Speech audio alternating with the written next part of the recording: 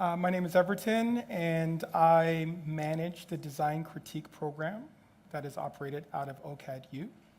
The Design Critique program matches or partners designers with startup companies. So we work with startups from across Canada. We work with a variety of designers. We work with industrial designers, UX designers, service designers, and a lot of them are alumni of OCAD University, but not all of them. Over the last 7 years, we've worked with over 250 companies. So we work with approximately 40 companies a year. And I'm going to share with you some of the things that we've learned during that time over the last 7 years. And one of the key things that I want to share with you today is that through those experiences, what we've learned is that we're not designing products. We're designing emotions. So a misconception that we have, or sometimes the startups that we work with have, is that it's about redesigning the UX, right? That's something that they want to do. They want to try and find ways to create a new feature that they're going to add to the product or service. And a lot of times they get caught up in that, and they're not paying attention to what we think is really important. And what we've seen over those 250 companies, that it's really about conversations that help us to understand that emotional journey of the users. So if we can move away from some of those tactical design considerations, that's where we actually add a lot of value in those design critiques. So on the negative side, some of those emotions, if you're thinking about what a user might experience, they might experience frustration, right? That might be something that they experience. They might experience a lack of connectedness to the experience. But on the positive side, if we can design these experiences well, they can feel connected, they can feel reinforced, right? They can feel like they are actually understood as they go through the experience. So that's what we want to do. We want to try and find those moments. We want to try and understand how we can affect those experiences for the positive. And what we've seen, and what we've, through literature reviews, through our own experience, is that there's lots of different predictors of behavior for consumers as they're going to buy or they're going to purchase. And there's things that we could refer to as technical, like, do you actually have this feature? Do you have this ability? So that's one thing. Another thing is what we refer to as like organizational factors. So do you have the processes that allow them to do the things they need to do? But then there's two others that we want to think a little bit more about, and we want to be able to talk about it and articulate as we have the design critique. One of them is motivation. Do we understand the motivation of those users? Do we also understand the social factors? Those are things that are going to be important in terms of making decisions. So these things, these factors here are now touching on those emotional pieces, trying to understand what's actually going to move someone to make a purchase, to trust a product or service experience. So to do that, we need to start to talk about qualities. So that's what we need to focus on. We need to focus on the qualities. And that's something that designers are great at, right? We're able to talk about these things. We're able to articulate. We're able to have these types of conversations. So a couple things that we might want to talk about is engagement, right? Flow, authenticity, transparency, all those things. We might want to be able to talk about trust.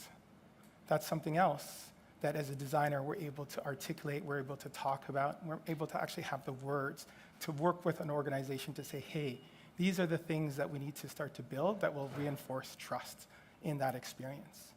So that's what we want to focus on, and that's what we've been focusing on, and that's where we've seen the value, having those types of conversation about the qualities. So coming over here, OCAD-U, what we've seen through our time, through our experience, working all of these companies, is that's where the real value is. Diving deep on that emotion and understanding how we can affect those experiences. I'm going to give you a case study. So one of the companies that we worked with was an online retailer, and they were delivering garden products. So they came to us and they said, hey, we've got this problem with our boxes. We think that we've got something that we need to deal with that's going to really help drive revenue for our organization. They also said, we also are having some trouble with our online checkout experience. Is it possible for you and the team to work with us to actually optimize that experience? And what we did is we started to have those conversations with the company to say, what's going on? What's happening? And what we noticed is that there was a mismatch in expectations. So they weren't shipping plants. What they were actually shipping was trust. What we learned is that a beginner gardener, a lot of their users were beginner gardeners. They actually have a journey that looks like this. So there's a lot of things that happen before the boxing experience that they were very focused on. So they need to make sure that they could understand that those potential purchasers were very much anticipating what was going to happen. They were building hope around what they would get delivered to them. So there's these things up above before the unboxing experience that were very important. So what we need to do is understand how can we help those users? How can we help those customers go through that journey? And the box and the delivery was one part of that. And then if we did a good job, then what would happen is that they would trust that experience and they would continue to be engaged and come back and come back and come back. So yes, we spent a lot of time, our industrial designer and our team spent a lot of time thinking about, okay, how can we improve that box? But as well, we had to talk about expectations, setting the right expectations through the journey, things that we could do with messaging, communication, content, all of those types of things. So as we did that, we needed to get deeper into the human-centered lens, right? And that's really what we want to focus on when we do these design critiques. We want to focus on the human. The last talk, there was a phrase that she used, and she said, deeply human. When people got into the room and they'd start to have those conversations, there was these connections. And then in the last part, she even said, relate, relate, relate. That's really important. And that's what we've seen. For organizations, they need to be able to relate to that service. They need to be able to relate to that company. So that's what we want to do. We want to try and ask the type of questions that will help us deepen that relationship. So, in the old world, we might have been very focused on, okay, how can we change the box, right? Very, very much focused on the tactics of it. But in the new human-centered perspective, the lens that I'm suggesting that we need to take is that you want to focus on how can we build trust, right? How do we understand where their frustrations are? How do we understand those human aspects of that individual, that person, so that we can help them as they go through that experience?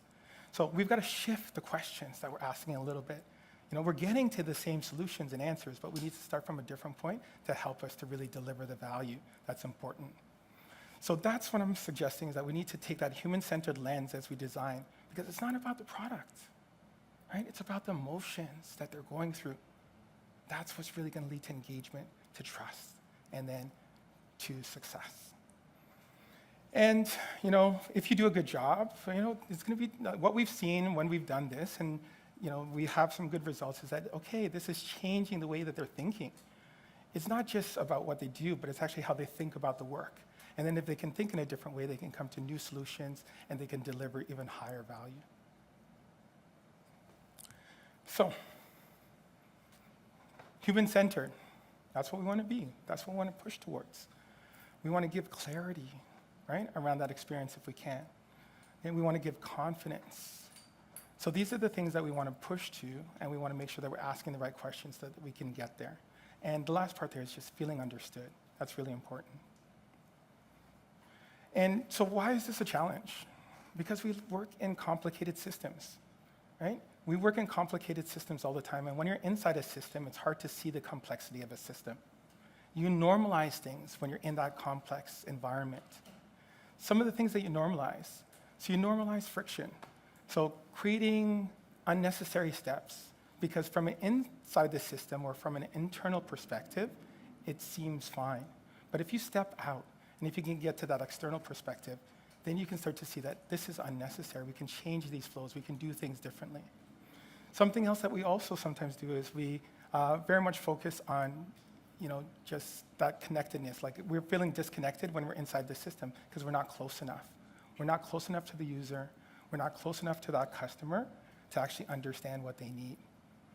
And then the last piece here is what we talk about is just being overly complex. We don't want to be overly complex if we don't need to be.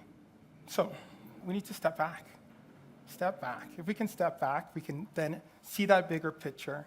We can see that system, and we can understand where those complexities are, and then we can start to design with that understanding of the user in mind. So some of the things that we talk about here is that if we can really ask those emotional questions, that's important. So can we actually start to ask those questions, frame our questions a bit different, get deeper in terms of those motivations? And if we can understand those motivations, then we can start to do things differently, and we can design systems that are better. All right, and in addition to that, we need to start measuring things that are important for us to understand about their experience. So these are some of the things that we need to do, but overall, if you look at this list, the main thing is that we need to step back. Step back, see the system, understand the emotional journey, and then be able to design with that understanding in mind.